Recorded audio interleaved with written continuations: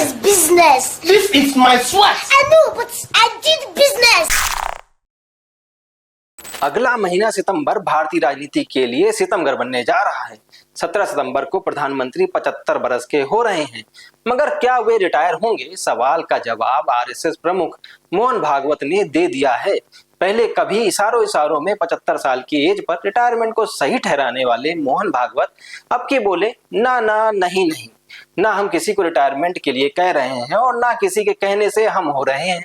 75 वर्ष की साल जब उड़ी जाती है तो उसका अर्थ ये होता है कि अब आपकी आयु हो गई, अब जरा बाजू हमको करने। I never said that I will retire or someone should retire.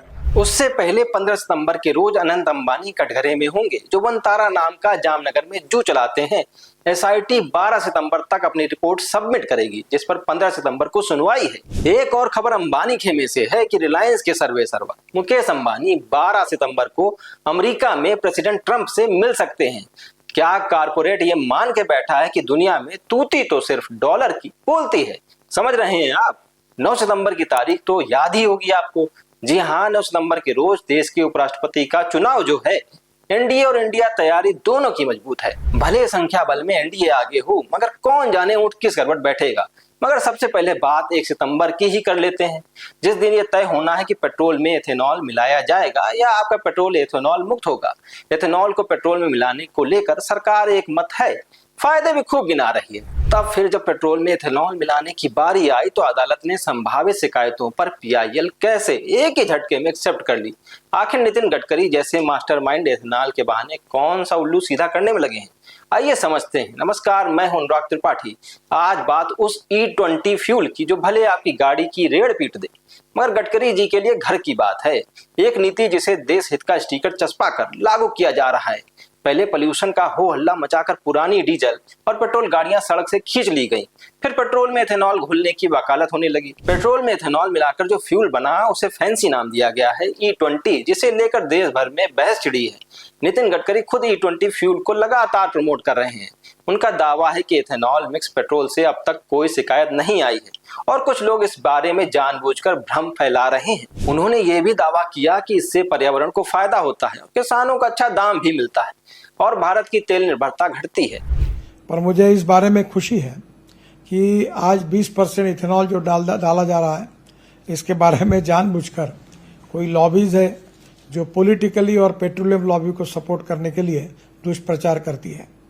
यह कहा गया कि इथेनॉल के कारण व्हीकल में प्रॉब्लम आ रहे हैं, जबकि इसकी एक भी कंप्लेंट कोई आई नहीं है। पेट्रोलियम मंत्रालय भी यही कहता है कि E20 से इंजन को कोई नुकसान नहीं, बस माइलेज में मामूली गिरावट हो सकती है। वाह भाई, क्या तर्क है। बस एक मिनट, बात सिर्फ यहाँ गाड़ियों के माइलेज या इंजन की नहीं हो रही।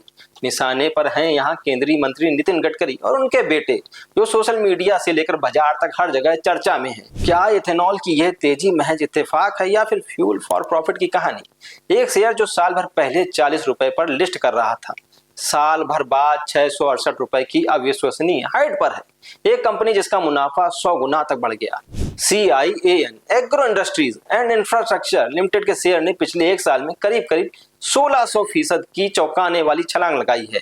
CIAN एग्रो के मैनेजिंग डायरेक्टर हैं निखिल गडकरी, यानी नितिन गडकरी के बेटे। इस कंपनी का शेयर साल 2024 में 41 रुपए के आसपास था और अब यह 668 रुपए पर कारोबार कर रहा है। जून 2024 में इसका रेवेन्यू 18 करोड़ रुपए था, जो जून 2025 में बढ़कर 510 करोड़ रुपए तक पहुंच गया, यानी करीब 28 गुना की सीधे बढ़त। इसी दौरान इसका मुनाफा भी 100 गुना तक उछल गया। दावे तो यहाँ तक है कि CIAN एग्रो फरवरी 2024 से पहले एथेनॉल बनाने वाली कंपनी ही नहीं थी, लेकिन फरवरी 2024 से इसने एथेनॉल के व्यापार में कदम रखा और देखते ही देखते इसका ग्रोथ चार्ट आसमान छू गया। यही वो समय भी था जब केंद्र सरकार ने देश भर में E20 फ्यूल यानी 20% एथेनॉल मिले पेट्रोल को तेजी से लागू करना शुरू किया। इतना ही नहीं, नितिन गडकरी के छोटे बेटे सारंग गडकरी भी एथेनॉल के कारोबार में हैं। वे मानस एग्रो इंडस्ट्री चलाते हैं, जो एक अनलिस्टेड कंपनी है, लेकिन इसके रेवेन्यू ग्रोथ के आंकड़े भी हैरान करने वाले हैं। साल 2021 में इस कंपनी का टर्नओवर 5,990 करोड़ था, जो 2024 में बढ़कर 9,591 करोड़ रुपए तक पहुंच गया। नितिन गडकरी की नीतियों से सीधे तौर पर उनके बेटों के बिजनेस को फायदा होता दिख रहा है। निखिल की CIAN एग्रो और सारंग की मानस एग्रो दोनों ही कंपनियां इथेनॉल को अपना प्रमुख उत्पाद बताती हैं। CIAN एग्रो का मुनाफा और शेयर प्राइस जिस तरह से बढ़ा है वो सवाल खड़े करता है कि क्या नीति सिर्फ कारोबारी फायदे के लिए बनाई गई? क्या देश हित का नाम सिर्फ अपना घर भरने के लिए इस्तेमाल किया गया? सोचिए आप। नमस्कार।